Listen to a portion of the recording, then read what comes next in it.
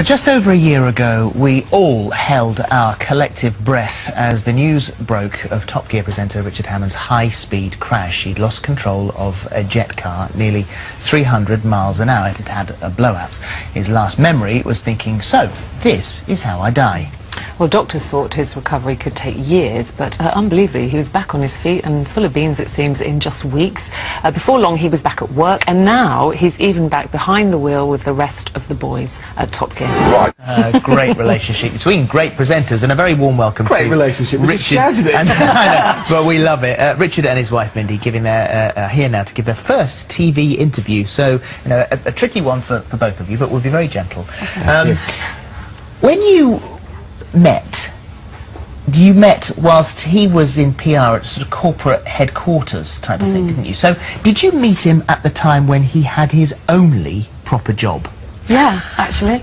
Yeah. So you had really no idea what had come before what he was into, because this is a guy who, as a kid, had done constant stunts, jumping very dangerously from balcony to balcony, all that sort of thing. Hideously dangerous Mindy stuff. thought I was a grown-up as well. I did, actually. Yeah, you did. Yeah. Sorry. I thought, well, no, I thought you were quite trendy, though.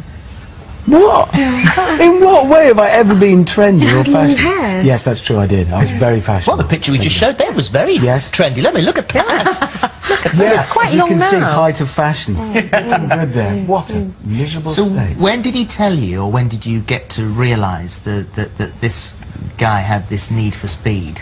Do you know, I really didn't realise. Well, I think it was the way he drove his company car gave it away, if I'm honest. Yeah. He occasionally did the odd sort of handbrake turn. Not on the roads. High speed. Not on the roads. No, never. But yeah, he was quite a speed freak. So had you, when he was doing all these things on Top Gear, had you ever been worried when he left to go for work? No. No. It was daily life, you know, you just sort of got used to it. That's what he did for a living. So, and I got used to not thinking about it. Whatever he was doing, I just thought, okay, he's gone to work. So we've heard a lot about, you know, what Richard remembers of that day. So what are your memories when you first got the phone call to say something had happened? Oh, just sort of blind panic, really. Well, I didn't actually know how serious the crash was. Nobody did, really, I think.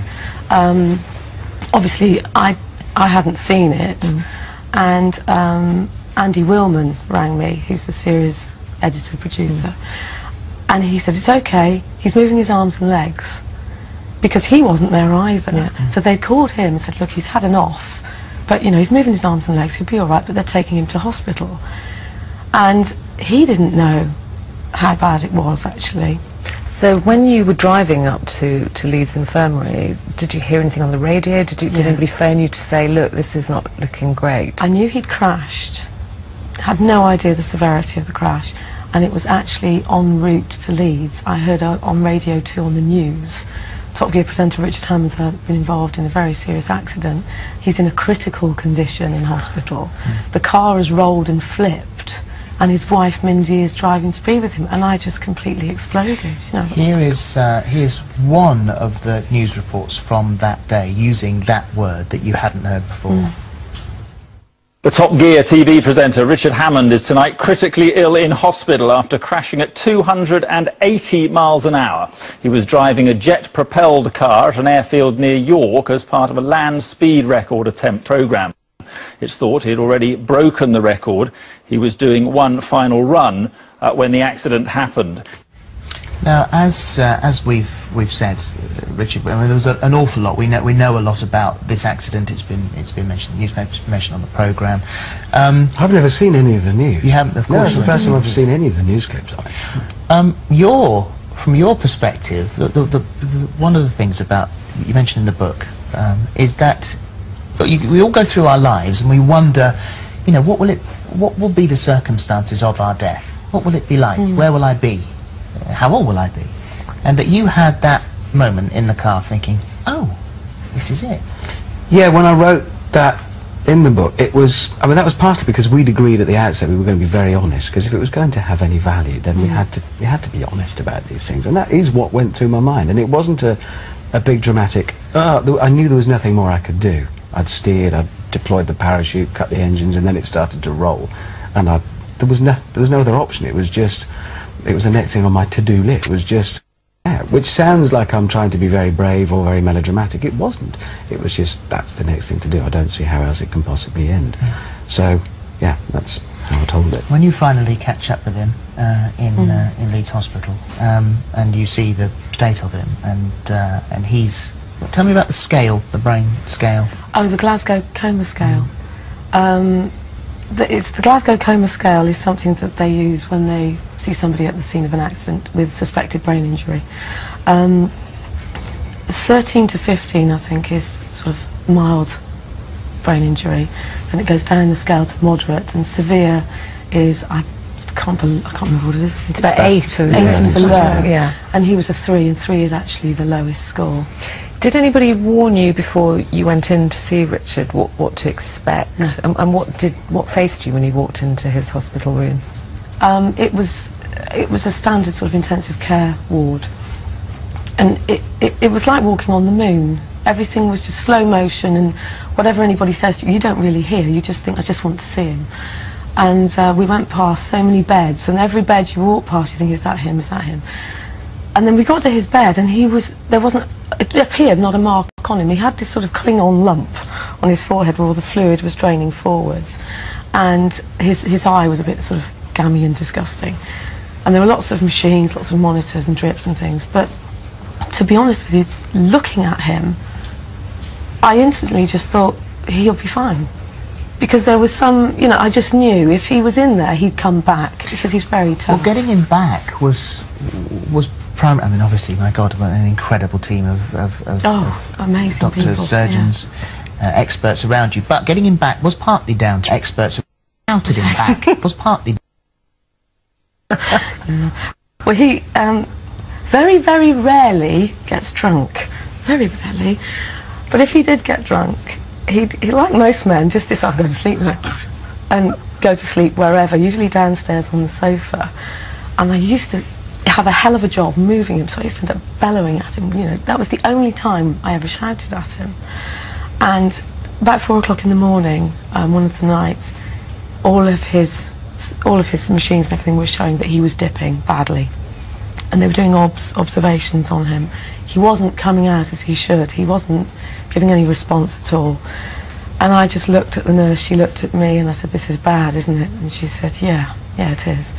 She was trying to get some response for him, had no luck at all. And I said, can I try? Can I shout at him the way I do when he's drunk? And she said, yes, try anything you can. And I said, but I'll wake everyone up, you know. She said, it doesn't matter, just try. And at that point, we were both hunched over him, and she was had his hands around her index fingers, and the idea is, one of the observations is for them to squeeze, and he was doing absolutely nothing. So I just said, Richard, you squeeze those bloody fingers, because this is important. At the top of your voice. And he made the most infinite movement, but I mean, we both just thought, oh my God. Do you remember any of that? Obviously, I mean, I remember, I do have an odd memory of being in a coma, actually. The coma is an odd state to be in, because it's not like you're completely asleep. Well, this is my recollection of it. There were brief moments of consciousness, because I did dip in and out. And I do have a rather odd, I suppose, a dream of I've been wandering off, and I do recall suddenly realising, actually, I think I'm in trouble. I don't think they're finding this funny anymore. And I do remember it. Naughty schoolboy type of thing. Yeah, very much so. Felt like, well, I suspect when Mindy was shouting, I mean, she shouts at me all the time. That's about not, it was just a lie. So how many days constantly. was it before you actually came round, before he opened his eyes? Were you there at that It was only a point? few, wasn't it? But I don't remember at all. I don't remember the first few weeks, but... Yeah, I mean, the trouble is, I actually don't remember one day to the next, because I didn't sleep. And it's just bizarre. I'm sure anybody who's in hospital with someone in that sort of auto mode. Yeah, and one day turns into another, and you can't differentiate. You, I mean, the recovery and travelling to Bristol and the work that was done there, and then your break in Scotland is all documented in the book. But I just want to obviously get to now is where you are now. You say that you'll never be the same person. You'll never be the person you were before. What's changed about you? I don't think anybody who goes through, say, an experience like that, anybody who crashes a jet car at 300 miles an hour, well, that's a fairly limited number of people, but anybody who goes through particularly acquired brain injury, as I did, or any sort of major trauma, when you're perhaps a bit near the edge, inevitably you emerge from it slightly changed. And not in big obvious ways, but perhaps in subtle underlying ways. I mean, I will always now value more. That sounds like I valued them less before, but Mindy, our 2 daughters, the drive now to be at home with them is stronger than perhaps it was. That's not to say I was a neglectful father and husband before. Was I? No. No? Good. What do you notice, Mindy, in him? Has he changed? Are there pieces of him that are different? Much taller. Good. Much taller. Like celery, bizarrely. Yeah. Thank you. No, that's the biggest change. There used to be, because obviously he's very busy with working in television, we live in Gloucestershire, so he spent a lot of time in London working, and he'd quite enjoy it, you know, go out with the boys and have a drink and enjoy it and make the most of it. Now, when he's working in London, all he wants to do is get home. And that is the biggest change. But I suspect that's very common for anybody who's been through something. It just makes you just revalue. You just value your life and your family. And it's a fascinating book and great and very interesting. You've had to write a lot of it because he couldn't remember so much, and you've enjoyed that. Well, it's very therapeutic actually. Why did you write it? Well, the main reason, to be honest, was a lot of people have friends or relatives who've been through brain injury, and it's kind of a closed book. Nobody wants to talk about it. It's something. It is almost a taboo subject. I mean, having been in the course of recovery, clinically confused, a terrible amnesia, having gone through that experience and been, I'm told daily I'm lucky, and I was lucky, and been lucky enough to get better. By looking back over that experience, and both of us being very honest about how it affected us, what it meant to us, and it wasn't all sweetness and light between us all the way through. It's not an easy process recovering from something like that. So we figured by being honest about it. And you have been. You've been it's very good honest. therapy for us. It's beautifully written. You're a fantastic writer. Yeah, all right. That's all I get. Honestly, yes, she's really pleased, darling. On the Edge, my story with Richard and Mindy as well. And thank you both very much for coming in today. Thank you. It's great to see you looking so well. Yeah. Nice to meet you. Thank you. We got cookery after the break with Angela. She's mutton she's got for us today. Not dressed as lamb, as you said, though. Back after this.